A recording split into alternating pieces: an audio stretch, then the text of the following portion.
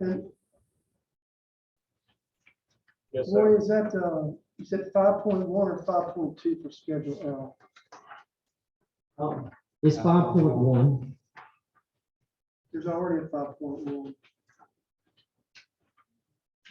Schedule F, COVID vaccine. No, there's a new But agenda. It's on the new agenda. Yeah, there's one That's line. the- Yeah, that's the new spot agenda. Lee. It's in there. red. Oh, I got it, okay. Oh, okay. Sorry, thank you. All right, I'll make a motion that we approve the agenda as amended. Second. support it. All those in favor say aye. Aye. Any opposed, like sign? Yes, none. Okay, do I have a minute to approve the agenda? So moved. Second. Motion in a second. Any discussion? No. All those in favor say aye. Aye. All those opposed, like sign. Motion carries. Move to approve the consent agenda. Second. Do I have a motion in a second? Any discussion? Not all those in favor say aye. Aye. All those opposed, like sign. That motion carries. Okay.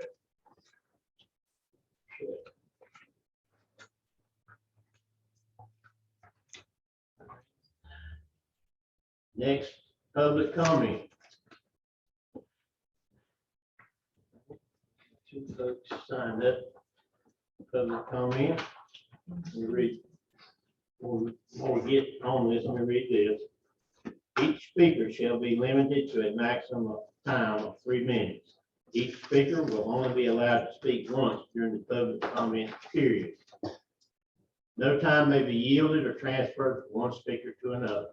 Each speaker will be concise and avoid repetition. In order to avoid repetition and delay, groups of people supporting the same position are encouraged to designate a spokesperson for the group. The public comment period is not intended to require the Board of Commissioners or any staff to answer any impromptu questions. All right. When you take, when I call your name, when you take the podium, if you would state your name and give us your address. And our first speaker tonight is Mr. Donald Matthews.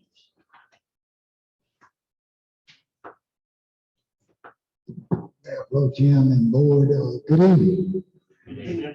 I didn't think I was going to get back to do this again, but I get the feeling that you like hearing my voice.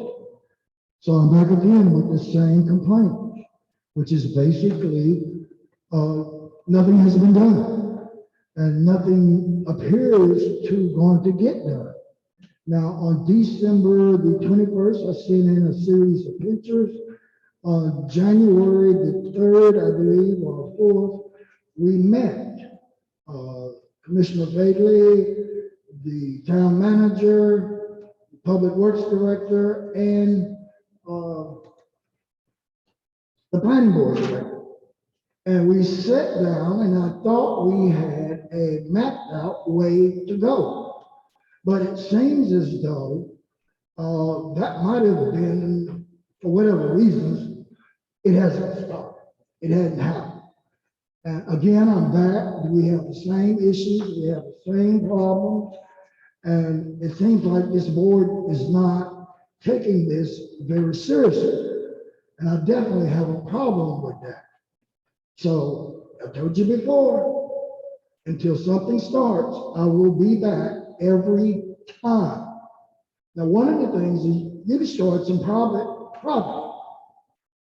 and that hasn't been fixed.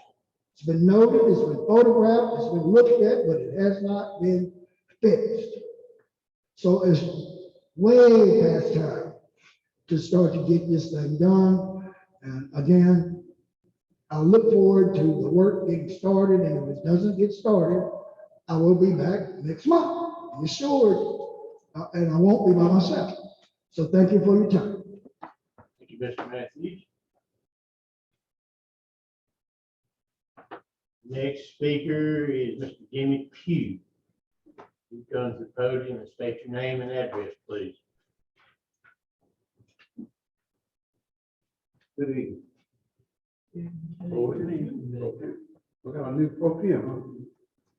Is that an improvement or just an adjustment? All right, my problem is this. You state your. Oh, my name is Jimmy address, Pugh, please. 331 Street, Siler City, zip code 27344. Thank you. Okay. My problem, I talked to Jack about it several times. He directly to the town director for maintenance department, which I did. I called someone, I think it was Chris. I didn't get an answer, but what it is, don't we have an erosion ordinance, land erosion ordinance? You know? Can cite it if we do. Pardon me? Okay, I think we do, pretty sure we do, go. Back in 2014, when we had the review on UBO, we talked about it then and changed some things, but anyway. We was talking about when you move trees, any kind of vegetation, I think the town, when it's gonna affect the town streets and so forth, somebody's property, someone should be responsible for the impact on the other land. My point is, exactly is, the street, I live on Walmart Street, but Siler Street is the one that's impacted the mud. Coming down from this property next to the Edwards property. I don't know why the town didn't do some preventive measures on this resident that cut all the trees off the side of the street, and they didn't leave any roots there to hold the soil in place. And all the soil is washing down on the sidewalk down to our road. And they've been doing that for about, I don't know, 2 or 3 months. I have complained about it, but here we are in the street paying taxes on a paved street, walking in the mud, driving in the mud. And it just don't make sense. I know something can be done about it. If someone will take the initiative to come out, assess it, and look at it, and take responsibility. And that's what I'm looking for, someone. Don't know who particular fits the category, who job description that is. But somebody will come out there and take care of it. Because it's ridiculous driving that mud all the time. And you paying city taxes on a paved street. Mayor Pro Tem, do we know the address of the lot where the trees were cut?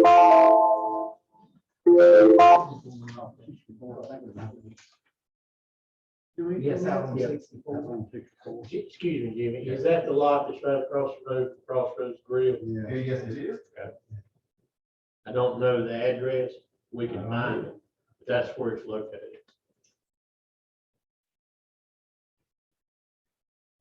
Thank you. All right, thank you, Jimmy. All right. That concludes our public comment. Next item on our agenda is presentation.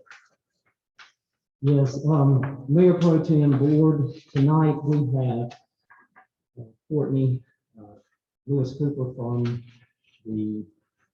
Chatham County with us to go over the community conversations that will be taking place concerning the American Rescue Plan funding through the county. So I will turn it over to her at this point and let her speak to the board.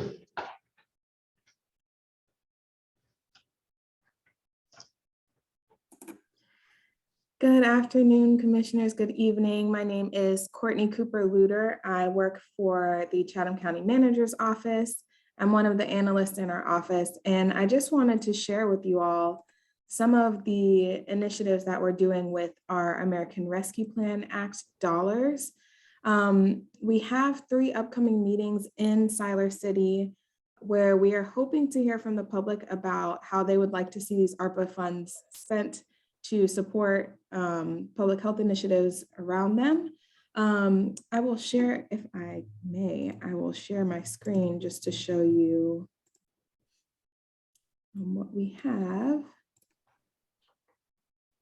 All right, so on February 10th, we have our first one, which is this week at First Missionary Baptist Church. The meeting starts at 6 p.m., but we will have food available starting at 5 p.m. at no charge to any of the attendees. So we have free food from 5 to 6.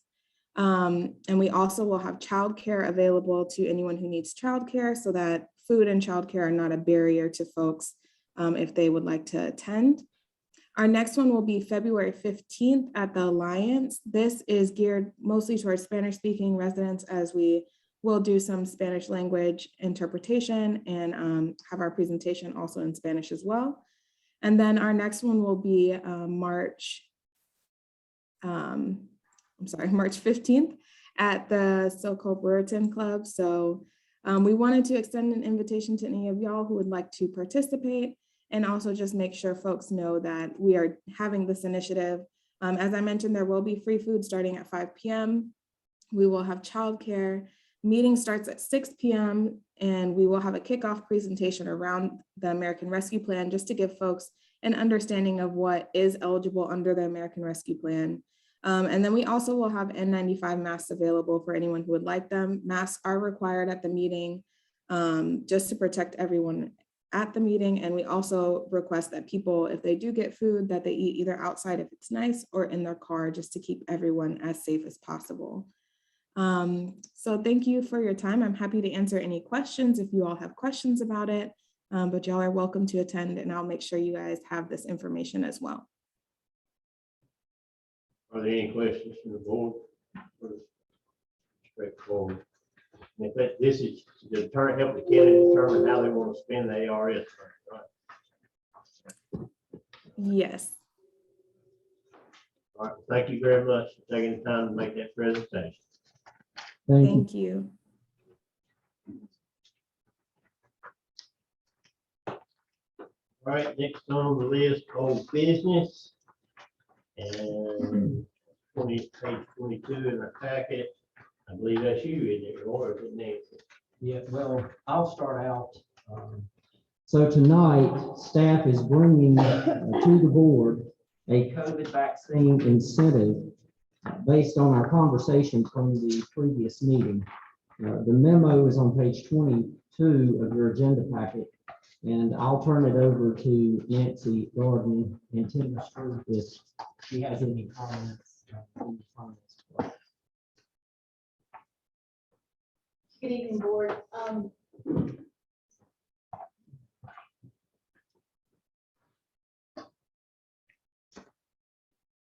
You hear me now? So tonight SAC wanted to bring to you a COVID vaccine incentive pay plan for our staff. Currently, the town of Siler City staff is 41% vaccinated. When we spoke I guess the last regular meeting, I told you there was 21 cases since the beginning of the year. That is now at 37. So we've had that many absences related to COVID.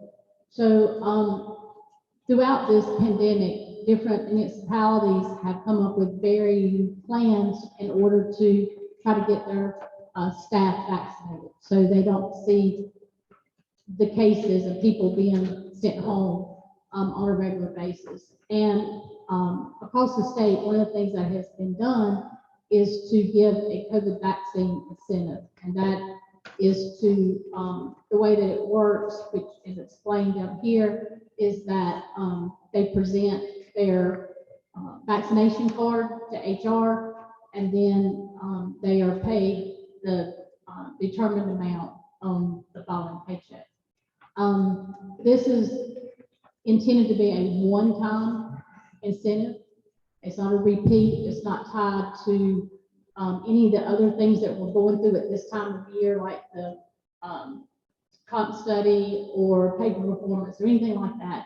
The sole purpose of this is to get our staff vaccinated, so we are not dealing with this on a day-to-day basis. Roy and I deal daily with this, and a lot of times nights, weekends, that kind of thing, because we want to make sure when the employees come back to work, that they are not bringing it back and spreading it.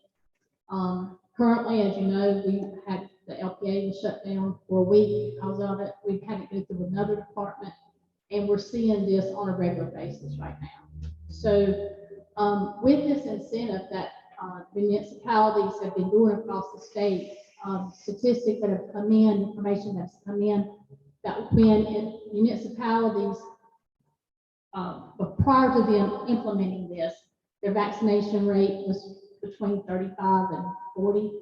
And once they implemented it, it went up to 80% or better. So it's been tried and proved. We have held off presenting it so we can see the effects across the state, and it has been proven that it is a positive step to take. In the instructions, it talks about full-time and part-time are eligible, because there are people that are in our facilities and in our buildings. We have a date in here that April 1st, that employees who are fully vaccinated and are later than that date are eligible for the incentive. And as long as they present their card to me by April the 10th, then they would receive the amount that is agreed upon. It talks about how we would pay it, so they understand on their paycheck what line item it will go under, so they can see that it's not mixed in with other regular pay or anything like that. And the funds would be paid through the American Rescue funds, plan funds, the ARP funds. And Tina has some numbers on that. One other thing that we have, the staff is recommending that part-time employees get incentive bonus of $250 and full-time $1,000. And that is in line with what other agencies have been doing. Some agencies around us have been doing $1,500. And there's a vast amount, anywhere from $150 to $1,500. The other thing is, if you remember back when the federal government implemented the emergency sick leave, that was to give employees that were out sick 80 hours of free sick leave.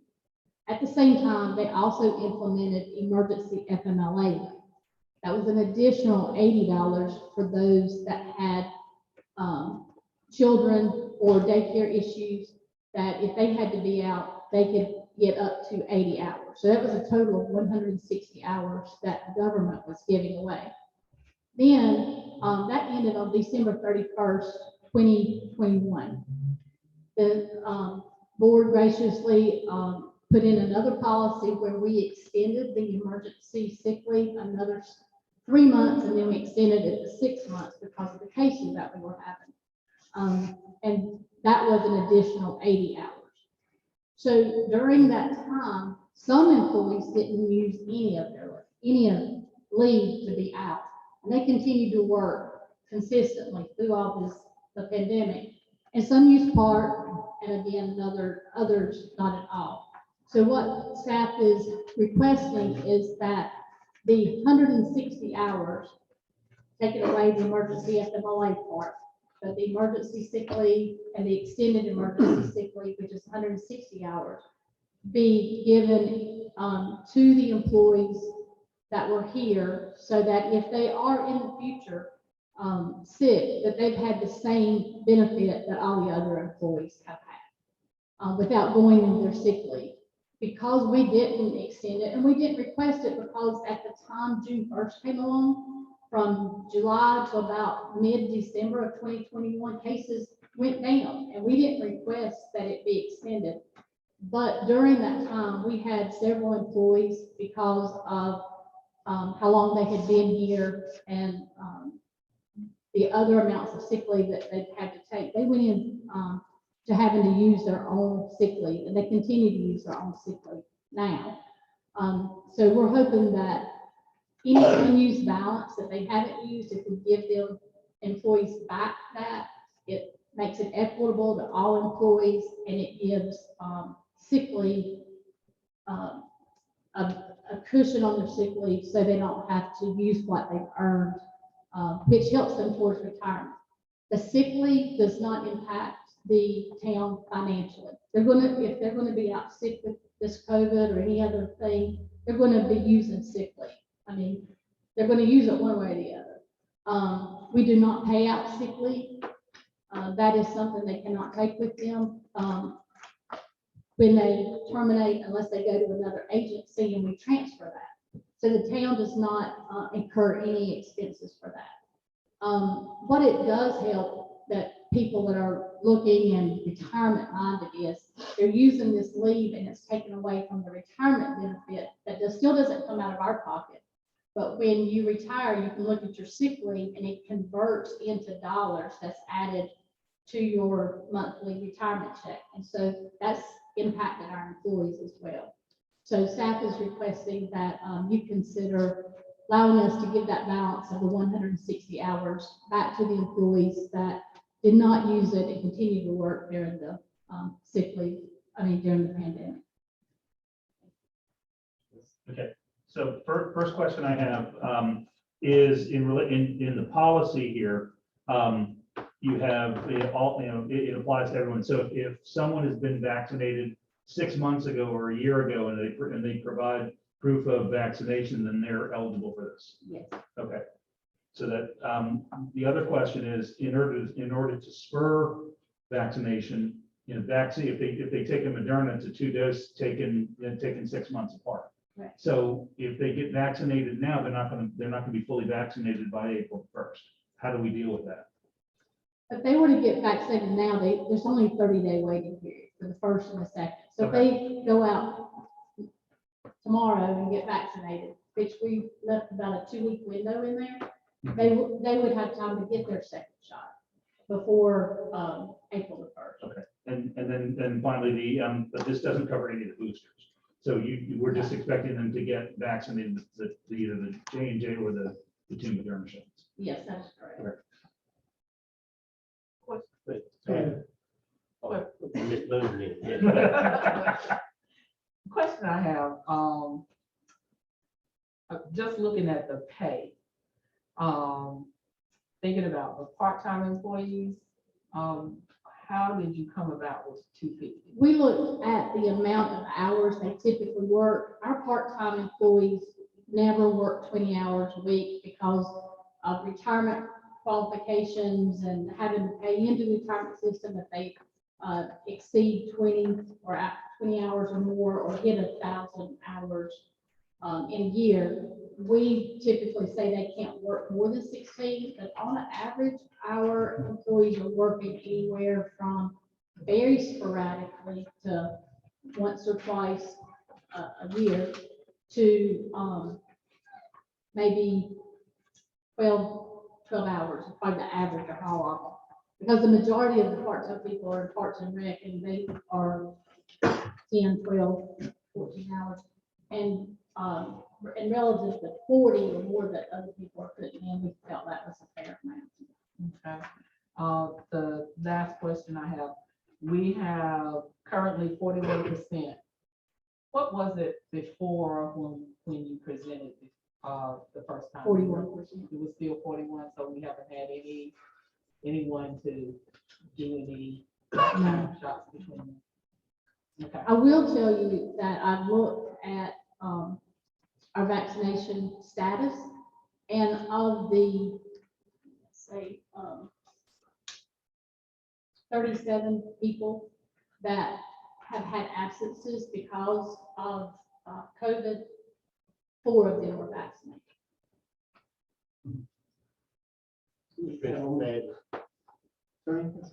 I know he's talking about part-time. How many part-time employees do we have? 13. 13. I got a few questions. My thoughts aren't, I don't know if they're well organized, but I'll just put them out there. The 37 cases, how many hours of missed work did that equate to? Well, whenever they are out, then they have to be out, if they're positive, or have a person in their family that's positive, it's the minimum of 5 days. So approximately how many hours did that 37 cases equate to?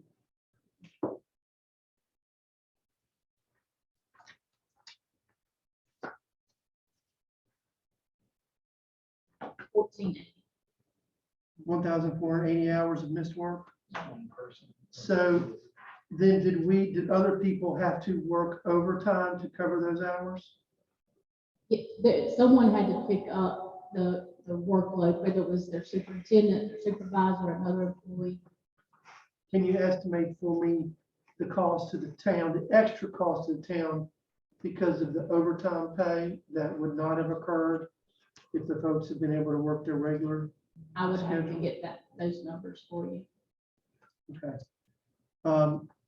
Because I know there's a cost to the vaccines with, I'm just spitballing with full-time and part-time. If everybody were to get it, I'm guessing 100,000. She had, I've got those numbers for you. So if all of our employees, which are on payroll as of today, we had 79 full-time, 13 part-time. The total cost to the town would be 88,542.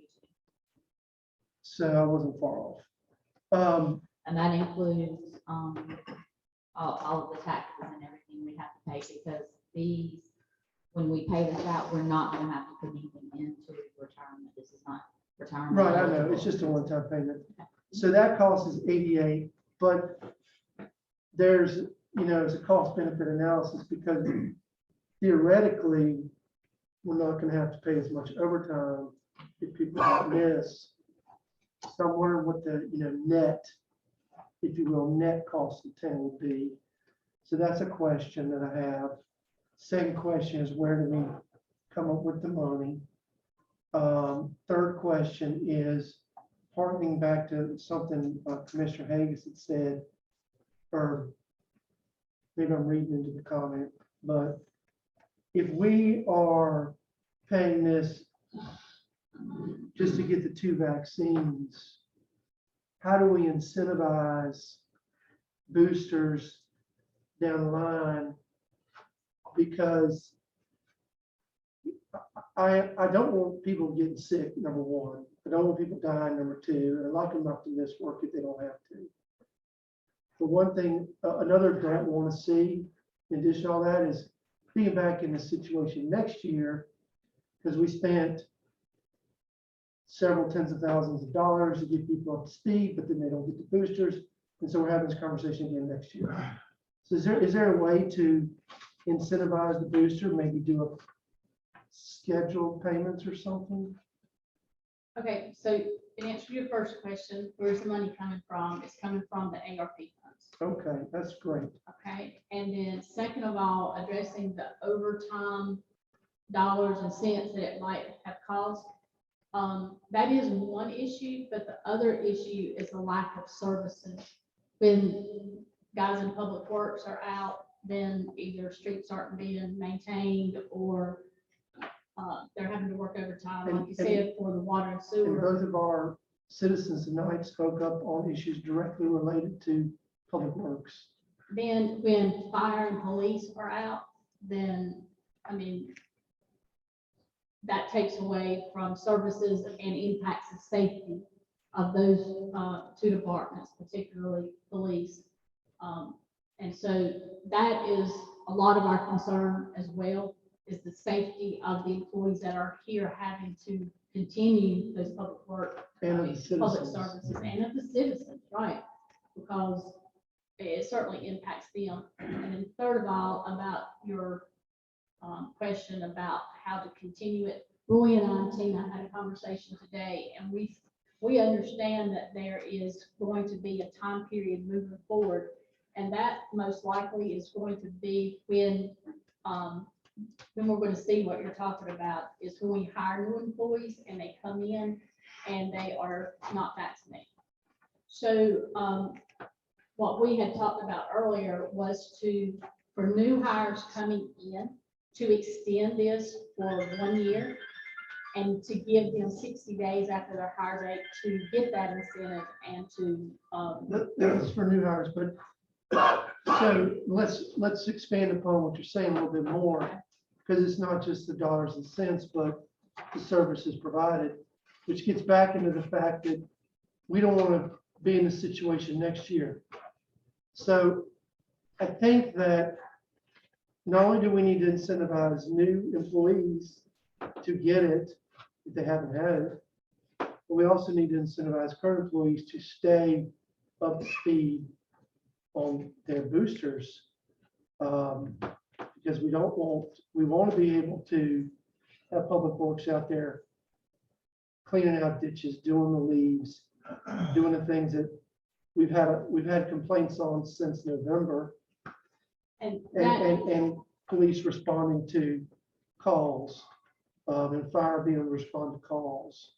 the issue about the boosters has become a topic of conversation over the HR listserv and maybe other listservs, town manager listservs, finance. Any ideas on listserv about how to They are incentivize? incentivizing the booster But how are they doing that? financially. But are they extending that payment out, or are they just making it a second payment? How are they No, incentivizing? that it was a second payment. How much, what's a ballpark figure that most folks are doing? For the booster, Mhm. 300 is what I've seen. Per employee or per booster shot? Well, there's only, so far, there's only been one booster, but it would be per employee per the one booster. Per year? So, yeah. So- Not per year, so one time. So, what is is there an issue, I get with new hires, incentivizing new hires is, if you're going to start work here, you have to have the, you have to be vaccinated. No, we're not saying that. We're incentivizing it the same Why as. can't we, is what I'm saying, why can't we do that? Well, we can, and we can jump in if you want to, but when you incentivize that and say, I mean, if you address it that way and say you can't come to work here unless you have your vaccine, then you fall into having to test the employees that you have here. And we've been trying to avoid that. The information that we have right now, if we were to go down that road, we would lose that. Would it also, if we're doing an interview and we ask about the COVID vaccine, is that a HIPAA violation? We don't ask about it during the interview. We ask once they come on board. But it would be a HIPAA violation, wouldn't it, to ask them about the medical? Not if it became a policy to do that. It would be within the legal rights to do that. And those that haven't had their shots, do we allow them still come to work? Do we allow them to get tested every week? We haven't been doing weekly testing. We have not put a COVID policy in place. We have this vaccine incentive pay plan policy, but we don't have a policy that addresses that. So they are not having to be tested every week. Well, I'm just sorry that where I work at, although they haven't had their shots, they got to be tested every week. They've got to show proof. But now, we're gonna allow them to come to work now, and they ain't had their shot. They can be kind of violent around spreading it.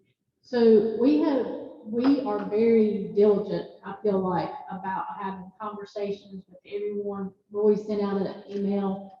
I've sent out emails prior to his, once he reiterated it a few weeks ago. If you're sick, you need to call me. And I know when people are or are not calling me because I do payroll and they've taken sick leave and I don't know about it, those types of things. And I follow up on that. But they're told to call me if they're sick. I talk to them, are you having symptoms? Why are you needing to be out sick? I mean, if you're sick, why are you needing to be out? And if we determine, I take all this information to Roy, I don't ever make a decision on my own, but I take this information to Roy and we talk about, are these really COVID symptoms? And if they are, we tell them they have to stay home. Now, do the insurance pay for the one down and get tested? Yes, sir. Currently, we recommend we go to Central Piedmont Urgent Care for the rapid test. And our health insurance plan is paying 100% of that. Now, a few times employees have gotten bills, they bring them into us and we correct that. And, you know, they always take care of that. Back to your question about what do we do if they're not vaccinated and they're sick, and do we allow them to come to work? We do not. And then if we require them to go get tested, and then we follow the doctor's note, which typically right now CDC says that you have to be out 5 days. So we follow that. And then say if we have an employee who informs us they have a family member that's tested positive, we require that employee to stay out the 5 days and to give us a negative test result before they come back to work. And that's a family member within the same household. Same household, yes. I got another question. And first, an observation. This policy is a carrot to incentivize folks to get the vaccine. In your investigation and your study of this issue, have you discovered any municipalities that use a carrot and stick approach, not just a carrot, but a carrot and stick approach to incentivize vaccines? And if so, how did that work in comparison? Okay, I'm sorry, give me an example. So a stick would be a punishment for, a carrot is an incentive to get it, and a stick would be a punishment for not getting it. So have you seen any of that on the listserv? And if so, how did that work? I have not seen that. I mean, we heard in the news all the time about people that didn't have it by a certain date were terminated. As far as I know, Well, none of the that's communication, Well, none That's of the, draconian. But what about like, okay, if you don't have it, you pay every week and you don't get sick time for the hours you're out getting tested. you're talking about make them go into leave without pay and not let them use sick leave? I mean, just some type of carrot. I mean, so you got the carrot over here, you got the stick to say, hey, you can have this, but if you don't, then this is what's gonna happen. I mean, have you seen anybody do it, and was it more effective than just the carrot? I have not seen that in any municipalities. No, and Commissioner, we haven't really talked about that directly at this point. One, I think one of, I just wanted to make a clarification as well. This is basically an incentive, vaccination incentive pay. It is not a policy, since it is a one-time. When I think some of the questions that you are alluding to and addressing pertain to a policy that would need to be written and adopted in to the personnel policy based upon what Nancy and I talked about. Is that? That's correct. Yeah. Those kind of things like you're talking about, It's a little bit broader, I know. right? It would have to be a policy, a COVID policy. And this is just a one-time incentive, which is a direction, but not a policy. Nancy, if you just, so I make sure I understand it, is that, well, the guidelines that you've got them written here, if we have an employee that has not been vaccinated at all, and they get the first one, and then they go back and get the second, depending on which one they get. When, there's gonna be a time frame there, when will the payout actually go to the employee? After they get the second one, or is? After they present me their card that documents that they have done that, and it would go into their health card. And once it becomes fully Fully means vaccinated. you had the shot and the second one, or booster, or Right, one whatever for it is. Johnson & Johnson and two for the other two. Okay. Yes.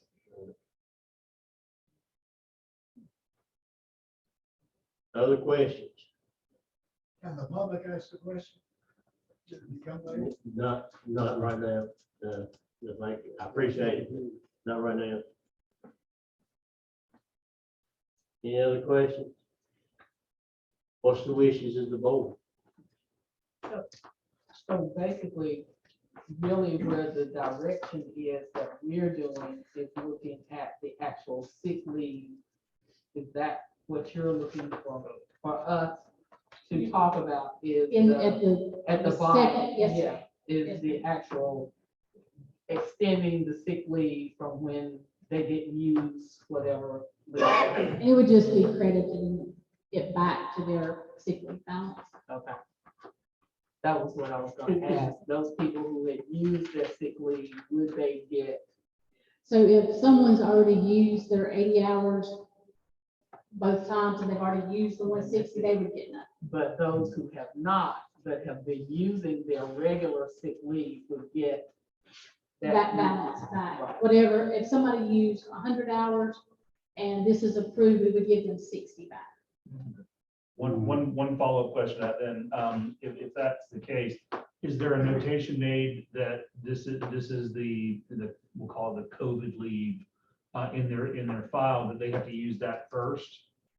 It really all goes in together, once you put it into the payroll program, it goes in, I can make a note, I would put a note with the entry that it, what it was, but, there's no process of using this first or Okay, that first. I guess, so that. Because it's the same type. of Same type, okay. But then, but that would then, so for the retirement purposes, then if they didn't, if they, let's say they only used 60 hours of that, then they would have a balance of 40, and that balance of 40 then becomes part of their retirement. Okay. So you said that ARP is funding it this year. So worst case scenario, we're back here again on the same issue next year. How's it get funded then?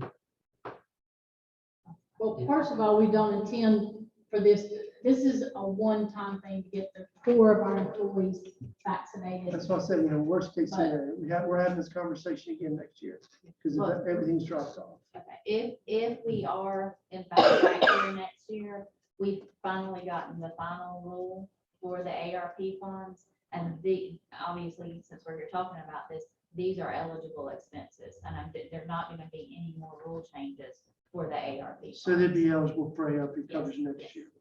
And also, if it got worse than it is right now, that we have to do something outside of this one-time incentive pay plan, we would be at a point, we would have to do a policy. So I would think, but hopefully that won't be the case. If it reaches that point, and just to add on to the question from Commissioner Fadley concerning the funding in the next round, again, I think our next payment is supposed to be 1.26 again, something in that range. Yeah, we actually got 1.30. Okay. So, and then our next installment or allotment, I guess, will be the same. It'll be 1.30. Right, it's what we received last year. And that should be coming in June of. Either June or July. Yeah, We were June, supposed to yes. get it in June last year and it ended up coming in July. So. Just so I'm on board, this is not a vaccine mandate. It's No, just it is a absolutely not. It is a incentive vaccine to get incentive. it, it's voluntary. It is voluntary, yes. I do think that we ought to be forward thinking and start thinking about a policy, because if COVID's proven anything, it's proven it ain't going nowhere. Yeah. Yep. So I would agree. this is a Band-Aid, but I think we need a long-term solution. Yeah, I agree with that assessment too.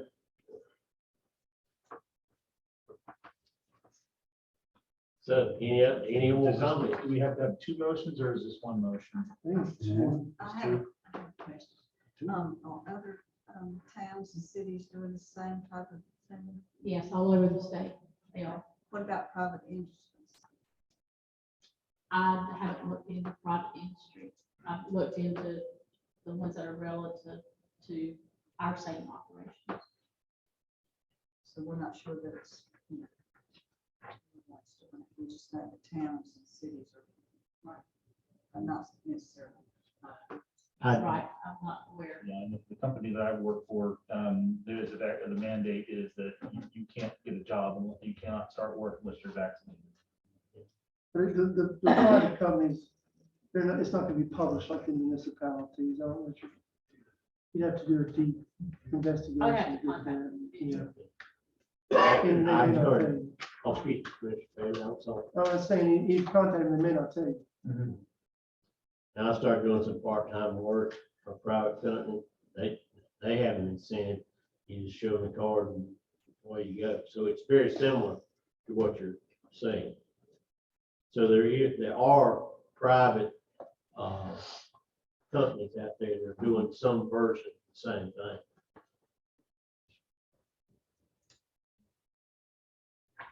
And I'll just add as well to the fact that many of the local governments initially paid out a bonus to the employees that were considered essential that had to work, and it was tied to no type of vaccination incentive at all. They just used ARP funding to pay for some of those, and I don't know the research that was done on They that, but have, those type of incentives, have ranged anywhere from $1,000 to $5,000 per employee. I know in Wellington, where Tina's husband works, every employee got $5,000. So we're not going there. we're not going there. That's the point that we were making. This is truly tied to an incentive pay for the vaccinations, not just a bonus for being an essential worker during the COVID pandemic. Well, I'll make a motion that we approve the proposed COVID vaccination incentive and award. That's, yeah, Does it need to be two? I think it has to be two. Two I think motions? so. Two separate motions. Yes, sir. We have a motion and a second. Any further discussion about? Not all those in favor signify by saying aye. Aye. All those opposed, aye. And the motion carries. The second motion is the one. I'll make a motion that we award sick leave hours not used during the federal mandate and town extension of sick leave to eligible employees. We have a motion and a second. Any further questions or discussion? Not all those in favor signify by saying aye. Aye. All those like sign. And that motion carries. All right, thank you very much. All right, next, new business. Mr. Manager, I think it's Jack. Is he here? Jack Meadows, there he is. So thank you, Mayor Pro Tem and board members. Can you hear me? Yep. Okay. On page 23 of your agenda packet, we've got a memo, and there's several of these in a row, so they're going to be very similar in nature. These are cases that our ordinance enforcement team's been working on for several months. The first one is at 735 Greensboro.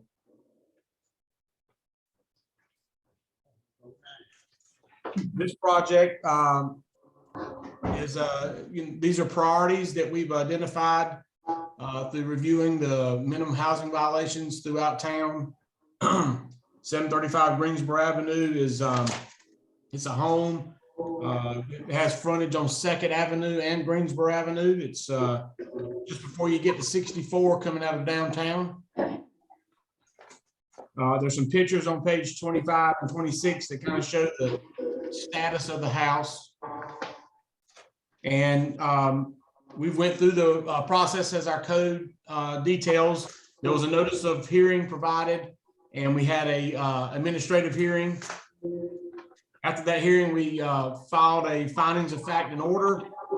We recorded a less pendings with the Superior Court. And that brings us to this evening. We've received bids from contractors. We let all of our contractors be aware of this proposed demolition, and received, I believe, 4 bids. And then just to give you an update, the ordinance enforcement officer did an inspection this afternoon, or this morning, I should say. And there has been some work started. So I'm gonna just read to you. Found the front has been painted, but no evidence of wood being replaced can be seen. The roof is still pulling away and a hole can be found in the front porch covering. The front door and windows are boarded up. The fascia boards and exterior curving show rot, as well as the window frames. Gaps in the wood can be seen where the wall meets the roof. Cracks are seen in the foundation. The front porch shows signs of rot. The front columns are chipped. No other repairs are noted. So it is still in violation. The owner has communicated briefly with the ordinance enforcement officer. No attempt for building permits has been obtained. And that's pretty much what I want to share with the board on this case. And I encourage you to take a look. The memo obviously suggests two things that we're looking for: to consider the demolition ordinance, and number two, select a demolition contractor listed on the bid tabulation sheet. All right, Jack, any questions for Jack on this? I've got a question. I don't know if it's appropriate, but I'm probably gonna ask it anyway. Jack, looking ahead, this is the demolition for 735 Greensboro. And the next case is 207 Craven. And then after that, another case after that. And I noticed that we have similar, if not the same, bidders on each case with the same estimated time of completion. Now, are those estimated times for all the cases in total or estimated time per case? Per case. These bids were provided on an individual basis. So they placed a bid on each case separately, not together. Good question, Commissioner Phelan. Okay, thank you. Jack, you said the owner of the property had some communication with either you or the code enforcement. In that communication, was there any indication that he was trying to do anything, wanted to do something? I know you said you didn't have a building permit or anything. Yeah, I think the indication, to be fair by the owner, I do believe they would like to preserve the home. The issue I think that the ordinance enforcement officer shared with me is no activity had happened. This had been going on for, I guess, there's a 90-day period, and no action had happened until this weekend or at the end of last week.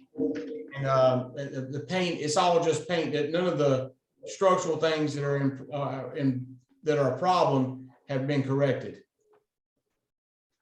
Okay, thank you.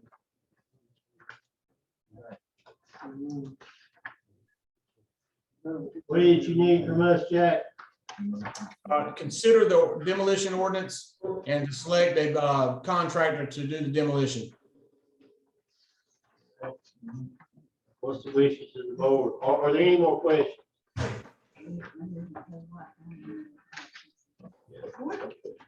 Where is this located? I know it's. You know where the old Blair, that's so, you know what I'm talking about, where it split, that house right behind there. Okay. Is that cleared up? I have to put it things I understand. I'll make the motion that we approve the demolition ordinance for 735 Greensboro Avenue. Second. All right, we have a motion, we have a second. Any more further discussion? Not, we'll go to a vote. All those in favor, signify by aye. Aye. All those opposed, like sign. Motion carries. All right, Jack. I have a question. Do we have to select a? Oh, that's right. Excuse me. Right. Select, Sorry. yeah. My question, Roy, is are we required to accept the low bid, or, I mean, what's the requirement here? No, typically, you can go with someone that you have used previously, but in the past, it has been the low bid. And I'll make the motion that we assign the demolition of 735 Greensboro Avenue to Green Revival Landscaping. Second. We have a motion, a second, any further discussion? Hearing none, if all those in favor say aye. Aye. All those opposed, like sign. That motion carries.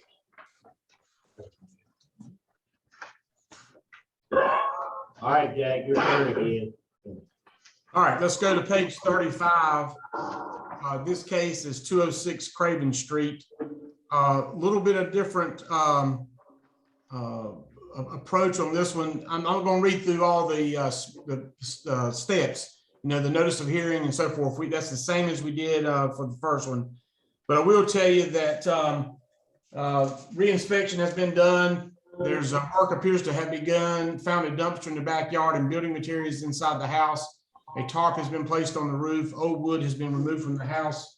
And the building permit was issued today for the repairs and remodel of this home. I have a copy of the building permit in hand. It was brought by the owner today, and I checked it on the county's information today as well. So it's an active building permit. I would still recommend that we consider going through our process in case something doesn't continue, and if the building permit stays active and the house is rebuilt, then we would just we won't need to propose or pursue the demolition. But I'd like to have it in hand in case something happens. So my recommendation would be to consider the ordinance for demolition and select a contractor, Mayor Pro Tem. Any questions for Jack? Yeah, so Jack, just to make sure I fully understand, if we approve the motion for demolition, you may choose not to enforce it based on progress of the remodel. Is that what I'm hearing? Yeah, well, as long as there's an active building permit, sort of ties the town's hands to proceed with that demolition. But I just want to make sure I understood yeah. But if the building permit expired or didn't exist anymore, then we could proceed with the action taken by the board this evening. Mr. Baker? Have you talked with the homeowner who's doing the remodeling? Yes, he's talked to us quite actively over the last few weeks, Commissioner Fadley. What is his estimated time for completion? See if I've got that. Is it February 2023? In his zoning permit, he put February 2023. Has he indicated to you a quicker date or a closer date?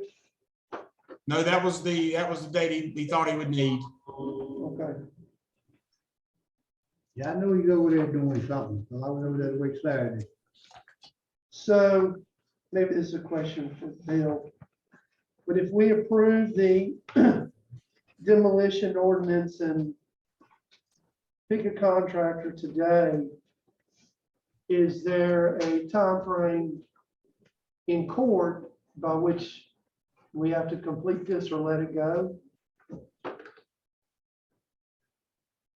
Or we just stayed until, as long as the, It's basically, you can think of it as a stay, because we can't do it with the active building permit. so we're staying and no, so. We won't be able to our- enter a contract with them. But our clock doesn't start ticking because we're staying. Correct. Okay.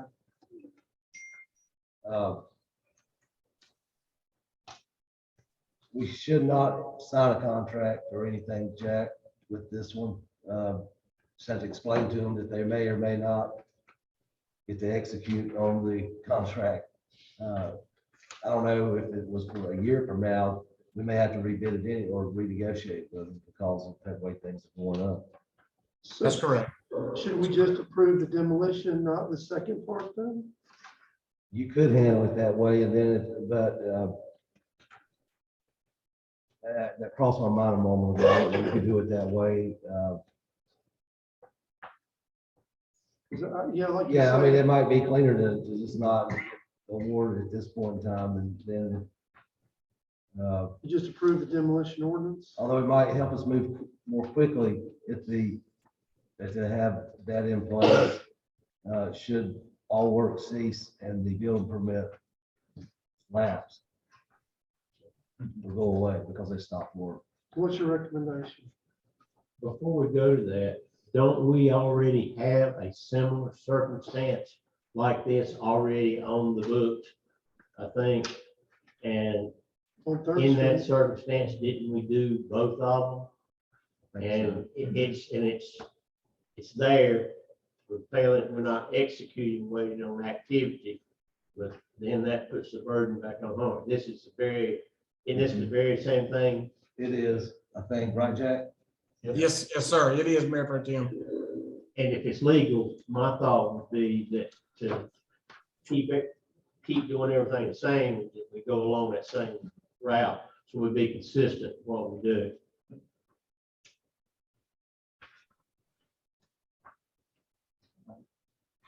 So what's the wishes of the board?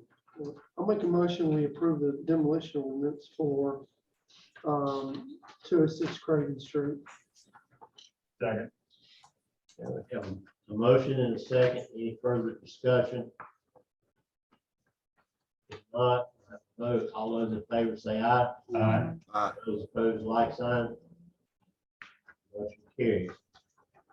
And we need to go on to the contractor. Yep. What page, is that on page On page 59? 59. Green Revival is a low bid again.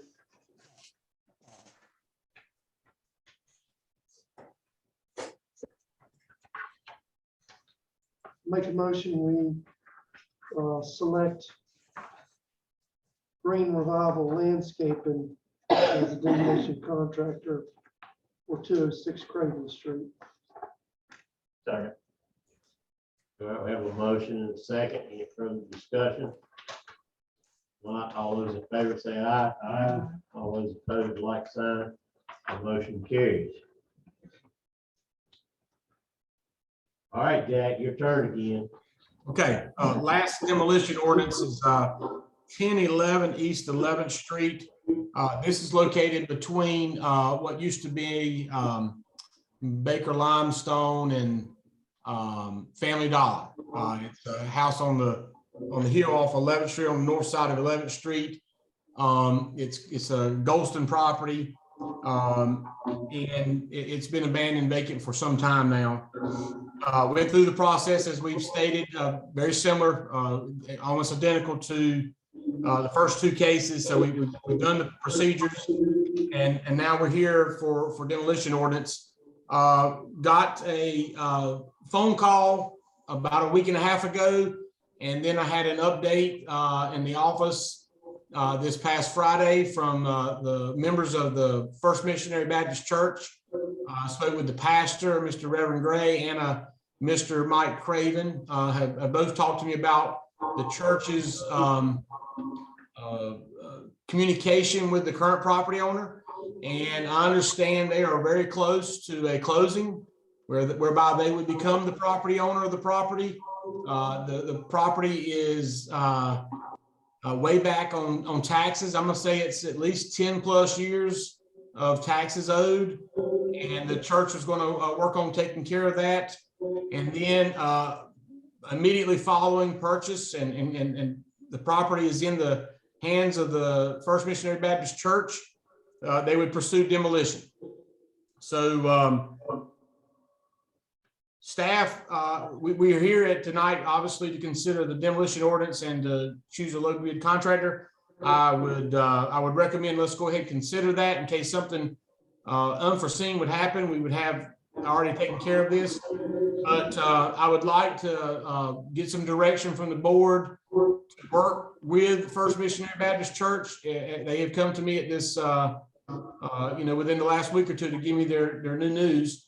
And if you want to set some kind of timeline that we would all be happy with, to give them enough time to remove the dwelling on their own. They have done this with a previous house. We worked with them on a house that's actually just west of this location, and the church did a demolition there as well.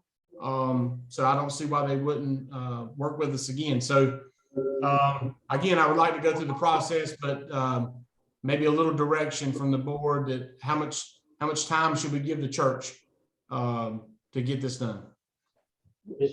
Boone has a question. Can we have the pastor to say a little bit about what's going on, because Pastor Gray is here You must have read my mind. I was thinking the same. Yeah, I saw Barry over there. Will that be okay with the board? Yeah. Very few with Reverend Bray, excuse me, I'm sorry. Yes, we are in close contact with the owners. What happened is it's air property. We had to get signatures from those persons to be able to take possession. Tax people said we needed to do that before we pay the tax. So, Brother Mike, he went down there. We contacted the owners. One of the guys, he's out of town a lot, but he will be back. As soon as he signs the papers, we can go and take care of the taxes. We will take ownership of the property. We'll be ready to demolish as soon as we can, get the paperwork straightened out. We've hired an attorney to take possession as well and lead us through. So we're real close to taking ownership and taking care of taxes, and we will have it demolished. I was thinking, what your time frame is, you think about 60 days? Yes, we should have all the legal work taken care of. But of course, we're gonna have to wait till the weather get right to be able to demolish. But yes, we should have all the legalities taken care of within 60 days. Can we just hold this matter open then, or Take no continue it? Sure, I think working with the church would be the best, would be the best idea. Yeah. Yeah, so can we just continue? Might cause a problem, Counselor. Will that cause a problem, Counselor? No, I don't think so. Jack, does it cause a problem here, and just hold this matter open, continue it for, 30, 60 days, something like that? Commissioner Faber, that'd be okay. Thank you, sir. He said 60 days. Yeah, so so we we roll could- it up to 60, So or do we kind of? April, the first meeting in April, bring it back? Or just give us an update, just give us an Yeah, update. if something comes up, you just keep us informed. Maybe an update in March, just an update in March and then. Because what I'm hearing here is a willingness to work for you and your church, do what's necessary. 'Cause you already done one project right down there on the corner, it really looks good. I've seen a whole lot of good things being eaten out there on the yard. When I go by. Yeah, we're really real close, and like I said, the guy was in town, but unfortunately, the attorney was closed, so we didn't get a chance to do it. But we should in the next week to 2 weeks should have all paperwork signed, documented, and we will be ready to move on. That a consensus as Yeah, well. let's just- All right. Thank you. Thank you. Thank you, Reverend Gray. All right, Jack, your turn again. Thank you, Mayor Pro Tem. This is on page 73 of your packet. The address for this location is 1405 Spring Avenue. It's not a demolition ordinance item. It is actually a nuisance abatement issue. Just looking at the memo on page 73, this started with a complaint that was received on October 22nd. The complaint came in that the property had construction had started on a new dwelling. They had permits for replacing an old dwelling with a new dwelling. And it looked like what's happened is the construction stopped and it stayed abandoned for quite a while. We did some research. The building permit has expired, and we began, our letter campaign with ordinance enforcement, sending notice of violations. I think there was some phone calls and some communication that happened and looked promising. And then the communication just stopped. And we went out for bids after we didn't have any more communication. and received actually, they just received one bid. To be honest with you, it was for $3,800 by MGT Enterprise to remove the nuisance items remaining on site. An update for this item, there is a building permit in process. I looked at the information this afternoon, and they dropped off plans on January 26th. Those plans are under review by county building inspectors. And we actually spoke with a family member sometime in the last week, in the middle of the week, that they were pursuing and working on the permit. So two things. One, nuisance abatement is in our wheelhouse. We do that normally. We take care of this. The reason it's in front of the board tonight is because it exceeded the $1,500 limit that the board applied to nuisance abatement cases for the planning department. So that's why it's here. Number two, how much working do we need to do with these folks since they've got a permit in process? Both of those will be seeking direction from the board if they want to approve this bid that we received, and how much time to give this property owner to finish up the cleanup or get a permit to start construction.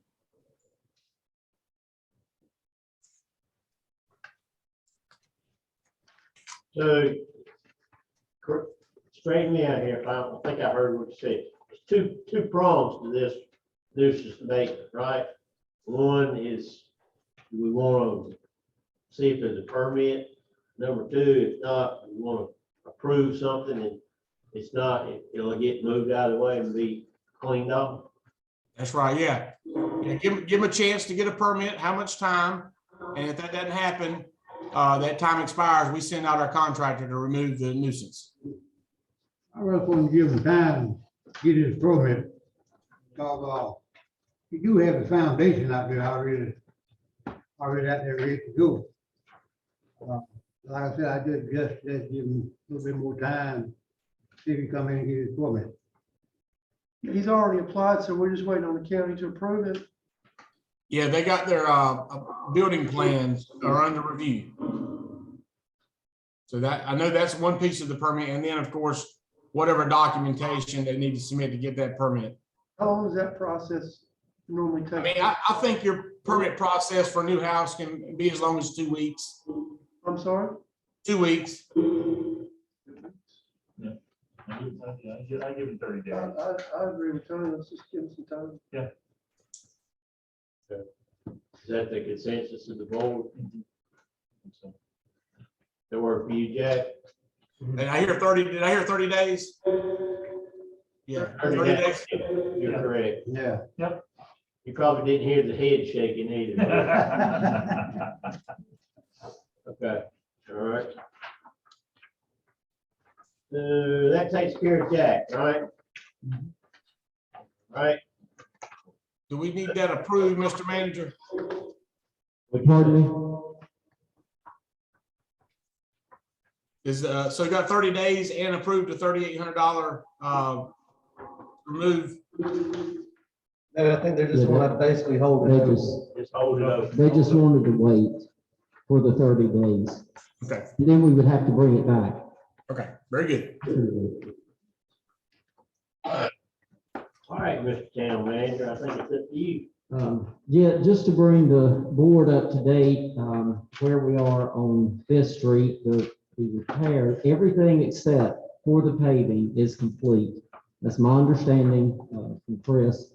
We are waiting, as we have been waiting for our own streets that we have under contract to be paid. So as soon as they can get them in to get that part paved, then the street will be back open. So we'll keep you up to date on that. The renovations at Town Hall are moving forward. This week we've seen a significant increase in the work that's going on there. So hopefully they are going to be within the timeline of the end of April as far as the first and second floor, and being able to open those back up. So we'll continue to push forward with that. I know we have monthly meetings with them, as well as they are coming by weekly and checking the progress on how that is going. I've had some folks at the courthouse ask when they think they'll be able to come back to the courtroom facilities here. Yes, sir. As we had discussed previously, we were hoping that by midsummer that we could get the court system back in there, or allow them back in, based upon the fact I know they have to come in and reinstall all of their technology that's needed, as well as ours. I believe Chris has been working independently to outside of the contractors that are working on the renovations to install all of the technology in the courtroom. and get it Are we still looking at working. midsummer? I would say at this point that is, yes, sir, the best estimate for the court system. And that's all I have. And attorney, I don't have anything else. we have any governing body comments? I do. Yes, sir. So, we did have a meeting back a month ago, myself, Roy, Chris, Jack, and Mr. Matthews attended the meeting as well. We discussed overall what could be done with the flooding issues in town, with an eye towards trying to develop some overall policy regarding wastewater runoff, and particularly how it floods already impaired streams. And that's a big project. But we did also identify low-hanging fruit. And requests were made to hit the low-hanging fruit, which, and not just in Mr. Matthews' neighborhood, but cleaning out ditches, getting the leaves up, letting the water be able to flow. In some of these places, it's so much debris that the ditches don't function the way they're supposed to anymore. So I felt good about it. Sorry to hear that there's been no progress. I'd like to see some progress. We did also discuss the gentleman's steps that were damaged.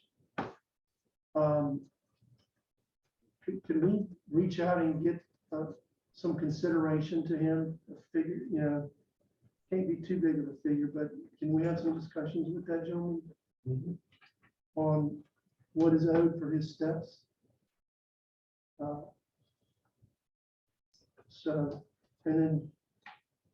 And I know we had 37 cases out, 1,480 hours. And we've talked about this before. It's not just the Public Works Department, it's every department. But at some point, we can't keep telling our citizens we're understaffed. We gotta figure out a fix. So I don't know what the fix is. I know we've authorized spots, can't get people hired. I know we've talked about a cadet program to try to alleviate that. And maybe put them in different areas in the town, not just police, but cadets in different departments. Maybe then they become employees. We gotta think outside the box. Well, and I would like to comment in one respect to that. Chris has been looking at outside contractors to be able to come in and fill the void that is there. It's just the fact of trying to get a commitment from them based upon the timing. They are going through some of the same type of employment issues that we are, being able to retain employees or having enough. I think that was even one of the comments that you received as far as the paving company goes. They had lost a number of employees, and so. And we discussed that, and Commissioner Brown even brought it up at the last meeting about maybe we get independent contractors for this stretch of the year. And that's one way of thinking outside the box. We're just gonna have to continue to try to think outside the box until we can get the situation under control. And even, we've went as far as to bring in, temporary employees, to try and help, in whatever form they can, as far as the job responsibilities and duties of certain jobs. So, and I think we've even had, a problem there. I'm not sure, was it one or two? We had 3 contacts and 1 showed up. Mm. And they have nobody else to offer us right now. Well, no, we got a lot of irons in the fire, but I think we gotta keep evaluating our departments and see what we need in order to meet the needs of the town. Staff is obviously one, equipment's another. A lot of these are gonna be addressed at the budget coming up, but we just gotta figure something out.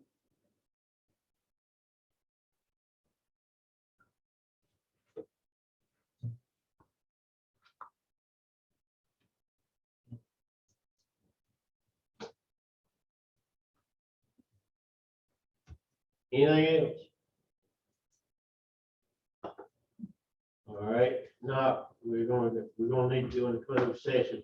Let's take a short 10-minute break, and then we'll come back. We want to go into closed session first. Let's do that. I'll make the motion, we go into closed session pursuant to North Carolina General Statute 143-318.11A6. Second. All right, all those approved? Okay.